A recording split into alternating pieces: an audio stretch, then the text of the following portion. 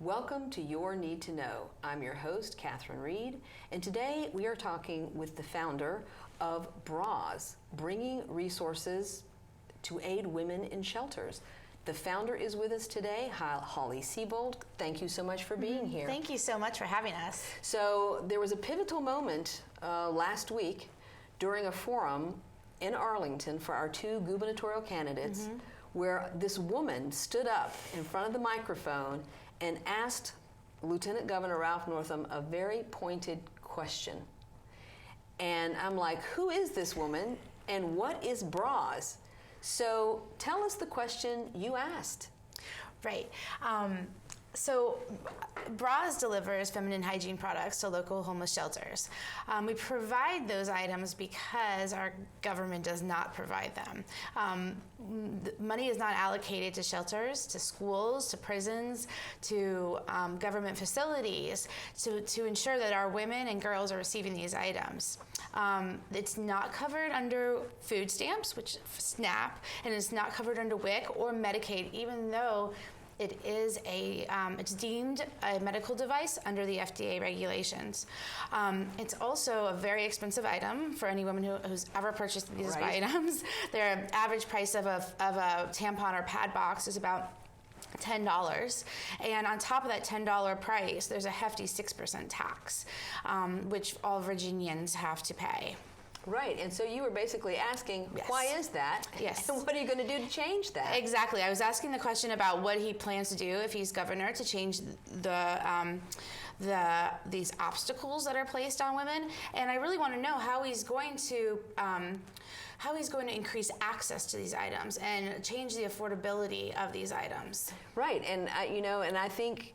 So the first thing he did was he came to your event, which turned out to be a lot of people like me who understood who you were and what you were doing for the very first time at that forum. So I invited a lot of people who came who'd never heard of you before, did not, but the whole point of that is people brought bras, underwear, tampons, pads, because this is what you do. You do these drives and basically tell us about your partnerships and how you actually distribute the products.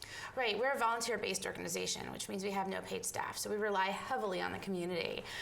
We work with individuals in the community who literally just drop pads and tampons off at my door. We also work with small businesses in the community who will do a dining for dollars evening, who will put a box in their restaurant or in their store to have people in the community drop off items.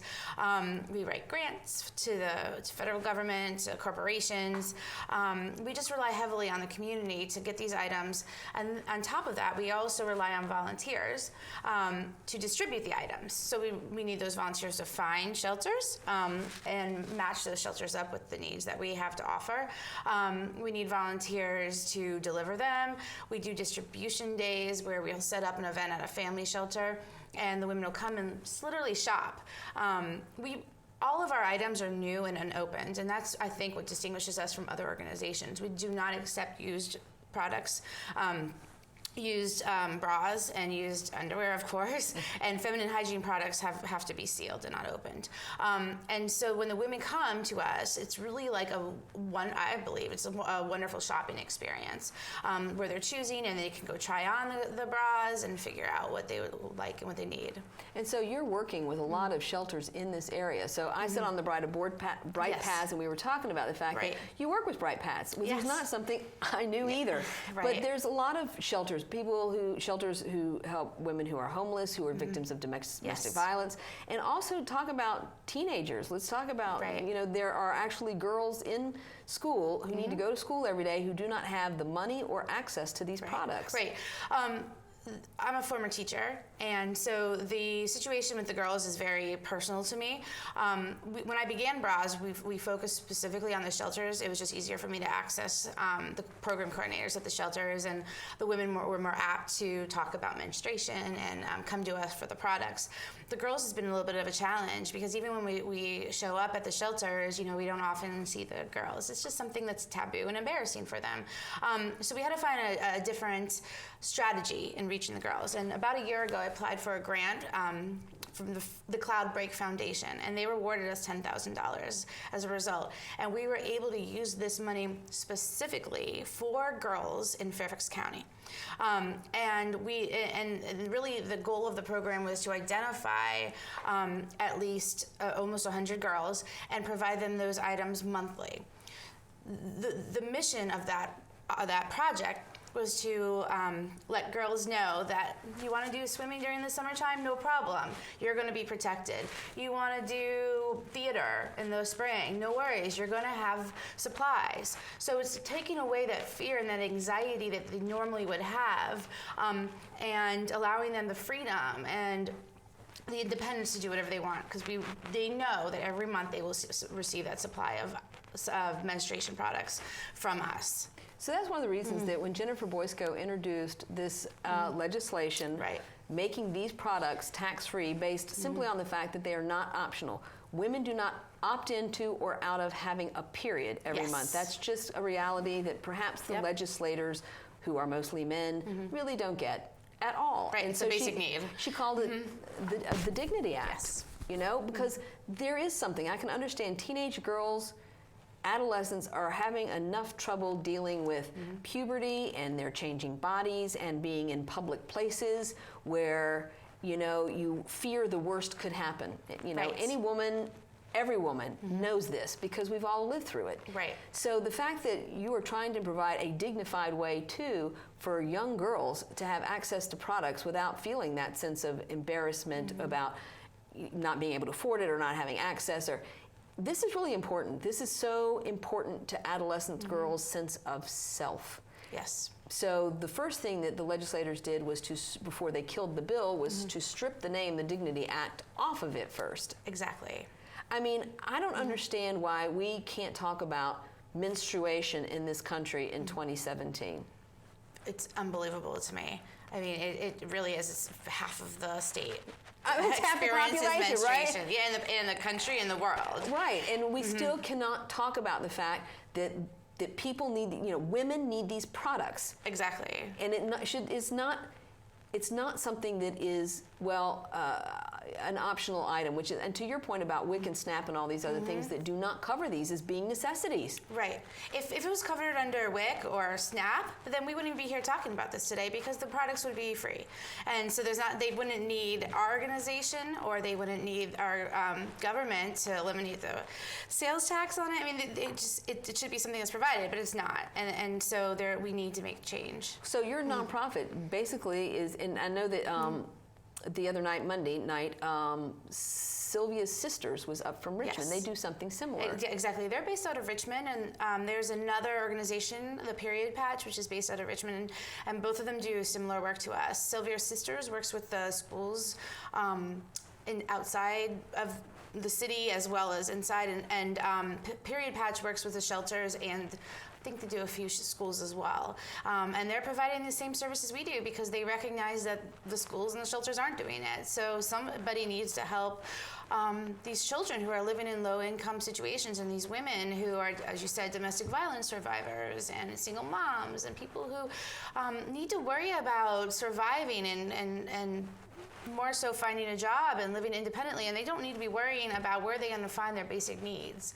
I think it's incredible. I really do. And let's talk about the prisons and women who are incarcerated. So that varies apparently by jail and prison to jail and prison. So if you're incarcerated and you don't have money, or you don't have an account that has money in it, then you do not have access to these products in many facilities.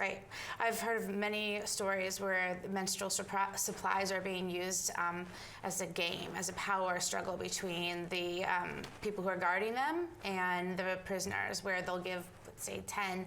If they do provide them, they'll give like 10 pads for an entire room of women, and they have to struggle to share them, or they'll leave the same one on for days, which is completely unhygienic. Or they'll give them ones that don't stick, and they'll fall out, and then it spreads bacteria and germs. It's just a very undignified way to live. And you know, you're talking about women who are already at the bottom of their lives. Same thing as domestic violence women, victims and women in shelters. Talking about women who are just struggling to survive, and taking away these basic needs is just inhumane. It is inhumane. Yeah. And what really stuns me is that people don't realize that this is a problem in the United States, but they're aware that it is a problem in foreign countries. Exactly. We hear about girls who stop going to school when they get their period because they have to go be in a hut in Africa, right? Exactly. There is no way for them to manage their period and be in a classroom. So my Rotary Club does work in Haiti. We work, in fact, supporting a school in Chantal, Haiti. Right. And we built bathrooms down there where there were no bathrooms before, and that was one of the reasons is because girls who have their period, and supporting them in some way that they can continue to go to school. But Americans don't think we have this problem. We do. It's here. It exists. And it's our responsibility to ensure that these girls are going to school. They have enough obstacles already. You know, women are already making 80 cents on the dollar. You know, this is just one more thing. To your point, it's just like the straw that breaks the camel's back. Exactly. It's just another obstacle, and we want women to be successful, but this is not necessary. This is something that's 100% preventable and easy to find a solution for. And so tell me why you think this is not on the front page of the Washington Post. Could it be because this is stigmatized? Right. We're just as responsible for stigmatizing it as well. I mean, we grew up in a society where we never wanted to make men feel uncomfortable. We always hid our pads and tampons in our pockets. Right. And because of it, I think that legislation has just kind of just slid by, and media is not really addressing it. Our government officials don't need to talk about it. And we, as women, just continue to suffer. I mean, we continue to pay that tax. If you ask any woman on the street, about this, I would say 80% of the time that they have no idea they're even paying a tax on their pads or tampons. They've never thought about it. They've never checked. They've never thought about it. It's a necessity. They have to buy it. But imagine if you don't have it now. That 6% makes a big difference, or access to it, not having access to it makes a difference as well. It absolutely does. And it's one of those items that it's monthly, just like buying milk for the refrigerator. Exactly. This is, and for a long time, from about the age of 12 until about the age of 50.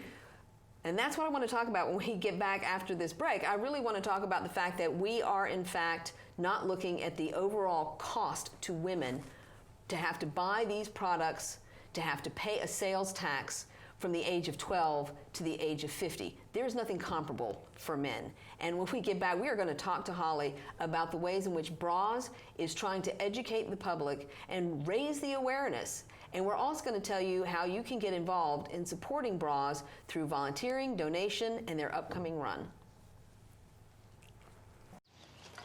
You know what, guys? There's a lot of tree branches and dry brush over here. We should probably move the bonfire over there.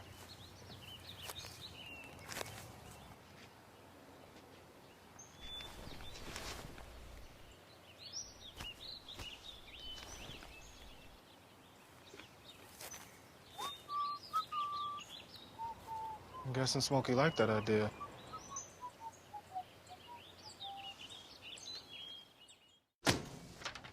Hey, Hard, what's this? That's my resignation. You're resigning. Why? You've been putting me under a lot of pressure lately. That's why I'm ready to quit. Oh, I forgot. I'll do better. Please don't quit on me. Don't let your heart quit on you. Get your uncontrolled high blood pressure to a healthy range before it's too late. So you can't save money? That's easy as pie. Brown bag your lunch instead of going out.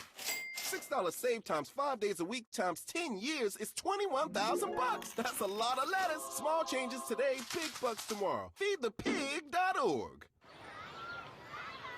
Did you know kids who play outdoors have healthier lungs? Totally. I did. Did you know that boys that play with dolls make better husbands? My son has lots of dolls. But did you know terracloth diapers breathe better? I did. It's totally true. Oh, yeah. Did you know that strollers have the right of way on the sidewalk? Yes. Yep, I did. Did you guys Did you know that kids who eat breakfast have higher GPAs? Yeah, I know. Yeah.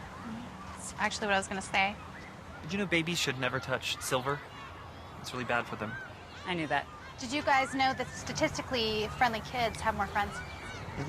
Yeah. That's obvious. Did you know most people think they're using the right car seat for their kid, but they're not?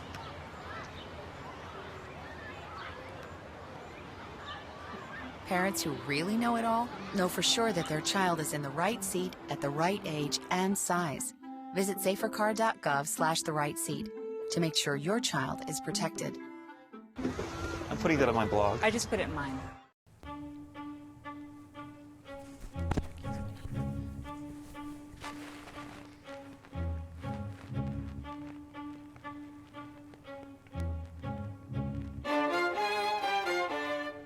Welcome back to Your Need to Know. I'm your host, Catherine Reed. Today we're talking with Holly Seibold of BRAWS, bringing resources to aid women in shelters.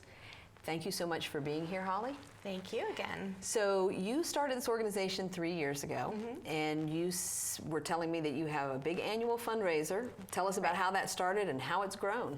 Right. As soon as I found out that shelters and schools were not providing these items to women and girls, I just organized a collection drive at my house. It was around Mardi Gras. It was in February of 2015, and we had a Mardi Gras themed, and people came and brought bras and pads and tampons, collected about 300 items that night, and I started delivering those to the shelters nearby. The shelters were so grateful. The women were so grateful that they needed more. And I was out. I had nothing left. So then I started reaching out to other friends and family members, asking them to collect. And then we were able to receive more items, and then we continued to go to more and more shelters, and before you knew it, people were asking to donate financial contributions, and so we became a 501c3, and here we are about 3 years later. So tell me how big Mardi Gras has gotten. Oh, Mardi Gras. So in the beginning, we started just a few people at my house. Last year, we had about 80 people, and we moved it to a local restaurant to support our local business. And by last year, we had about 250 people, and we had to cut off sales because we had so many who were interested in attending. So this is the thing that kind of amazes me too, is that once people understand what you do, the response is like immediate. Right, because it's so simple for them. They pick up a pad at the grocery store, pick up tampons, it's fine. And the funny part is, in the beginning, it was all women who were helping. I'd say about 1/3 of the people who attended last February were men. And so now we're like bringing in men through the community who are understanding the importance and how it affects them when women and girls don't have these supplies. Absolutely, but you know this is something that none of us ever talked about growing up. It's not something we talk about as adults. Yes. To your point, we're all very discreet. It's all about being discreet. Women don't have periods, and so let's all pretend that it's not happening. Right. Which is convenient, I guess, for the men who don't have to deal with it. But the fact of the matter is, it's not a healthy way to raise young girls. No. To think this is something you don't talk about, or it's something you hide, or it's something, you know, it's as natural as like shampooing your hair and brushing your teeth. Exactly. This is how you take care of yourself. This is what happens, and it happens to every female person. Exactly. You know, and so I think we need to do a lot of work on engaging younger women. You know, I would say Girl Scouts. I don't know why Girl Scouts aren't talking about this, because it seems to me, well, all your Girl Scouts are someday going to be consumers of these products. Shouldn't organizations like that be focused on making sure all girls have access to these products? It just seems to me that we need to bring it out into the open, and at a younger age, to just destigmatize talking about it. Yeah. I feel like the best part of starting BRAWS is I've been able to have those conversations with my daughter. My son, my 6-year-old son, has been lugging around pads and tampons since he was 3. So, I mean, that's been great to be able to have that open conversation with her and with my son and with the neighborhood kids who, I mean, I've recruited volunteers of all ages and all genders, and they've all been participating in this. And so the moms who will come and help me in our neighborhood will bring their daughters, will bring their sons with them. And so it's really opened this conversation. And I'm hoping if anything comes from this that I was able to help destigmatize. Yeah, to normalize it. Like this is a normal thing. Totally normal. Right? These women need it just like they need shampoo, as you said. Right, and that's the whole thing. I mean, the commercials are on television. Yes. Right? Commercials are on television, and we see them in the grocery store and in the drugstore. It's not like people have not seen these products around their whole lives, really. Right. And so I don't understand why we can't talk about the fact that it is a disservice to half of the population to be denied these things. And I really want to focus on the fact that literally in a situation of being incarcerated, there are women being denied these things. And the fact that we have legislators and government officials who don't see that it's their responsibility. Right, right. I mean, slowly, I would say they are slowly seeing that it's part of their responsibility. There's been a lot of changes in the last 2 years regarding menstruation. California had a bill that did pass the House and Senate. It was unfortunately vetoed by the governor, but they have another bill this year. It was vetoed because of the budget. I mean, these items are expensive, and the tax on these generates a ton of money to the state. And so to be able to compensate for that loss is difficult, which is why California vetoed it.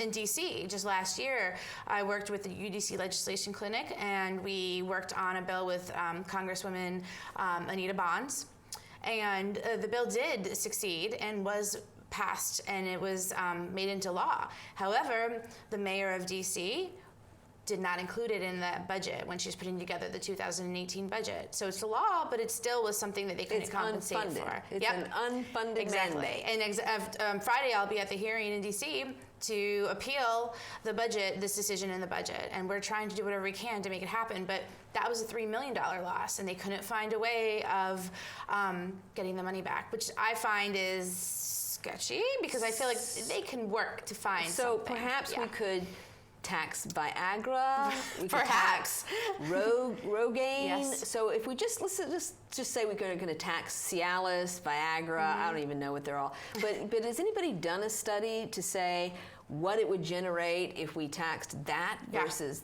this?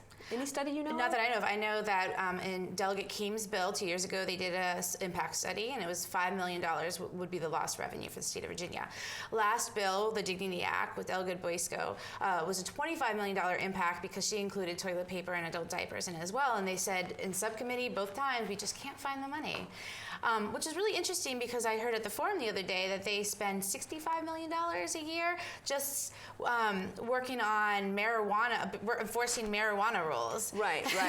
So I feel like there has to be room in the budget, wiggle room, to compensate for the $5 million loss or the $3 million loss in DC. Because budgets are about priorities. Exactly. And that's why people's feet need to be held to the fire. When they say, we can't find the money, it's like, budgets are priorities. It says you fund what you care about. Of course. Another example is there's a tax-free weekend every August, so that when you're going back to school, you can pick up basic needs that you'll need for school. Shoes, school supplies. Pencils. Yep. If you go down that list, you'll see their pads and tampons are not included in basic essentials for back to school. So Delegate Boysko did introduce another bill last session, in addition to the Dignity Act, that would have at least allowed that one weekend a year to be tax-free for pads and tampons. That was rejected as well in subcommittee, and that was only a $40,000 impact on the state of Virginia. So I feel like, there's it's more than just the impact it makes financially on the state.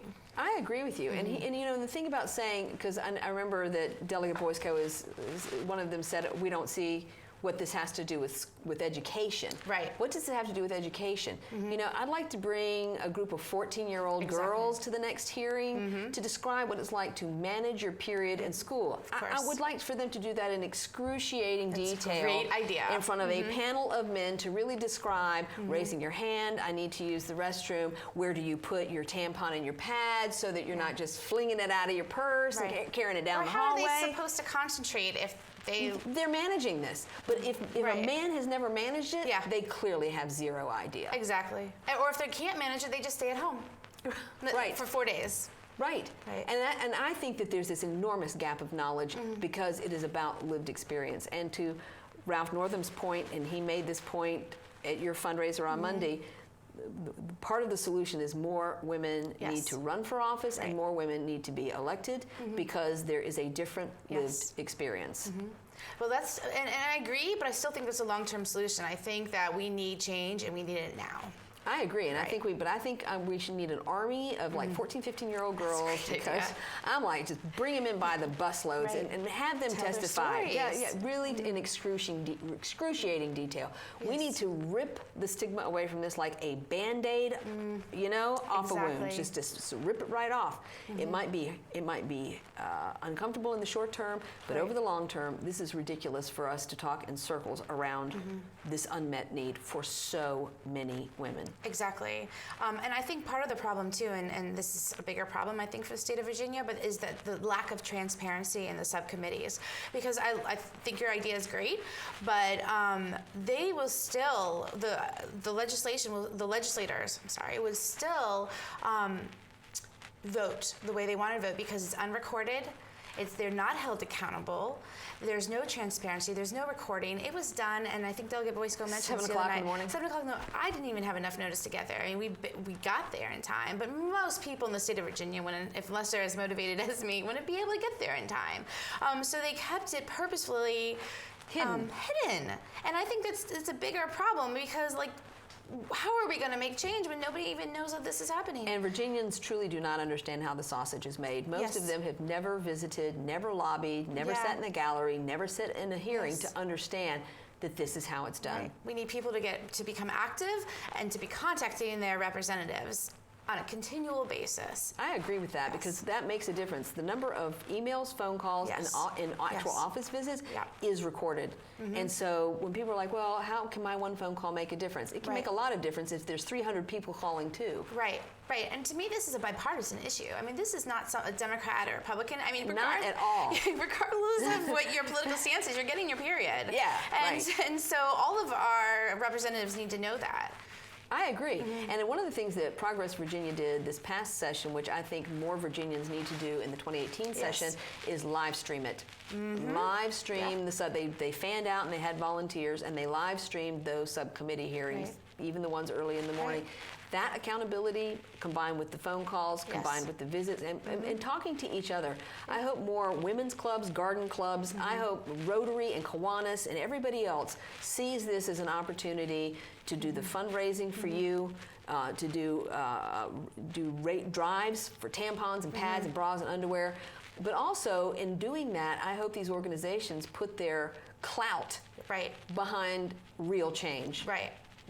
Because as you said, the collection drives are just a temporary solution. I mean, it's great that we have that. We can go deliver them in the meantime, but we really need to make a policy change. Absolutely need to make a policy change. Exactly. And that is something that people who want to get involved with you, they can contact you through your website, which is BRAWS.org. Yes. BRAWS.org. That's correct. And financial donations are welcome, but also opportunities for you and your board members, I'm imagining, to come out and speak to groups. So if you there at home are looking for some way to get involved with this, then all you have to do is contact BRAWS through BRAWS.org and ask for someone to come out and speak to your group or organization about how to do a drive, how to put your political clout behind getting this law changed long term, because I do think it's something that affects 50% of women, and all of us need to care about that.